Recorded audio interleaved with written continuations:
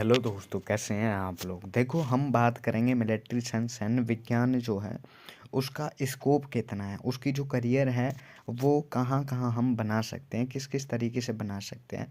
तो देखो, हम बात करते हैं कि वाइड लेवल पर, एक बड़े स्तर पर बात करें तो सैन्य अधिकारी हम बन सकते हैं, सैन्य खुफिया विश्लेषक हम बन सकते हैं, ठीक है।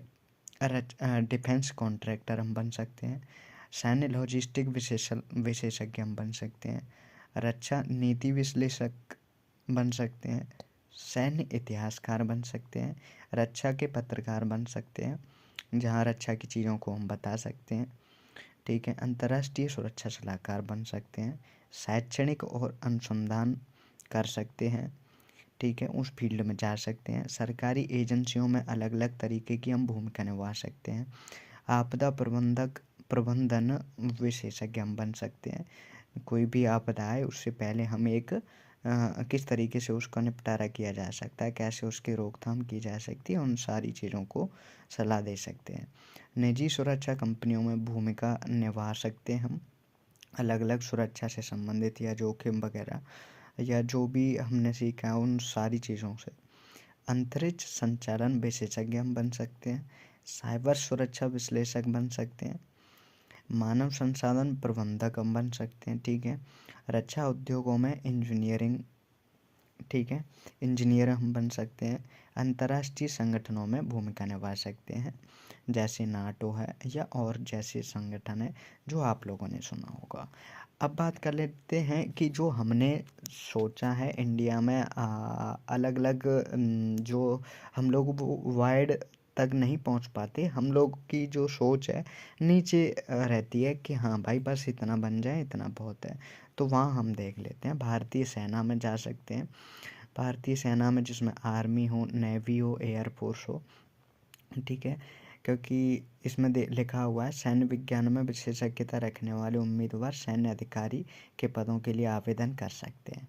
एंट्री प्रक्रिया जो होती है यूपीएससी के थ्रू, एनडीए के थ्रू, सीडीएस के थ्रू और एएफसीएटी के थ्रू और एनसीसी के थ्रू भी जा सकते हैं। और डीआरडीओ रक्षा अनुसंधान एवं विकास संगठन जो है उसके थ्रू भी हम उसमें भी काम कर सकते हैं, जैसे कि रिसर्च फेलो का काम है, साइंटिस्ट का काम है, प्रोजेक्ट असिस्टेंट के रूप में काम कर सकते हैं, ठीक है। और छोटी मोटी नौकरियां उसमें निकलती रहती हैं, उन लोगों की बता रहा है। और तीसरी है केंद्रीय सशस्त्र पुलिस बल CAPF में 4 से 5 उसकी जो पोस्ट हैं, जैसे इसके अंदर CRPF, BSF, ITBP, CISF है ना।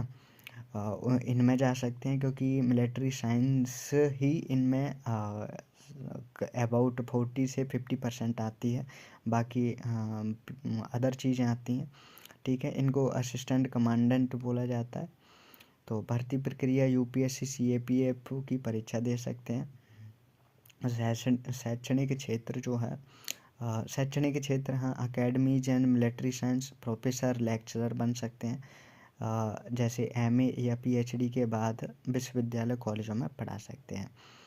कई विश्वविद्यालय हैं जो आप लोगों को भी पता होगा, है ना। और उसके लिए जो योग्यता है सेट या नेट JRF दोनों चाहिए, है ना। और एक है सबसे लास्ट में जो हमने सुनाई था, मिनिस्ट्री ऑफ डिफेंस, रक्षा मंत्रालय के तहत हम उसमें सलाहकार के रूप में कार्य कर सकते हैं।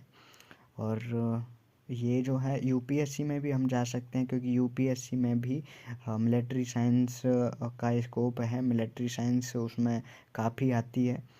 और सबसे लास्ट का एक है निजी सुरक्षा कंपनियों में, जिसमें मल्टीनेशनल कंपनियां हैं जो सुरक्षा सलाहकारों की मांग करती हैं, उनकी ज़रूरत रहती है। एक लास्ट वाले में से एक और है राष्ट्रीय आपदा प्रबंधन प्राधिकरण NDMA। इसमें राष्ट्रीय और अंतर्राष्ट्रीय आपदाओं में राहत और पुनर्वास कार्य कर सकते हैं। एक और लास्ट वाला है अंतर्राष्ट्रीय शांति मिशनों में हम जा सकते हैं, जैसे संयुक्त राष्ट्र है। और रक्षा पत्रकारिता हम कर सकते हैं, जैसे डिफेंस जर्नलिज्म ठीक है, इंडिया के लिए, जिसमें हम सुरक्षा मामलों पर लेख लिख सकते हैं, रिपोर्ट लिख सकते हैं, न्यूज़ चैनल बना सकते हैं, मीडिया हाउस में काम कर सकते हैं। और एक लास्ट वाला है भारतीय अंतरिक्ष अनुसंधान संगठन सुरक्षा और प्रबंधन, इसरो में रक्षा अनुसंधान और लॉजिस्टिक के क्षेत्र में काम किया जा सकता है। और अगला लास्ट वाला है साइबर सुरक्षा विशेषज्ञ। तो सैन्य और सुरक्षा संगठनों के साथ काम करके साइबर हमलों को रोकने और नेटवर्क की सुरक्षा सुनिश्चित कर सकते हैं। ठीक है। और एक लास्ट वाला है मानव संसाधन प्रबंधन में काम कर सकते हैं। और सबसे लास्ट वाला जो है वो है प्रतियोगी परीक्षाओं की तैयारी, रक्षा और सिविल परीक्षा जैसे CDS है, AP से CAT है, CAPF है, या सिविल सर्विसेज IAS या IPS वगैरह की तैयारी करनी है तो उनके लिए मिलिट्री साइंस एक अच्छी अपॉर्चुनिटी है, क्योंकि ये काफ़ी उसमें आती है उन सभी एग्ज़ामों में। तो ठीक है, ऑल द बेस्ट, अपना ध्यान रखो। और इनसे आप लोगों को पता चल गया होगा कि मिलिट्री साइंस में कितना स्कोप है। लेकिन मैं फिर से आप लोगों को कहूँगा कि जब आप अपना MA ख़त्म कर लोगे तो एक बार फिर से इन चीज़ों को देखना और सबसे जो आसान लगे उसी में आप लोगों को जाना है। ठीक है।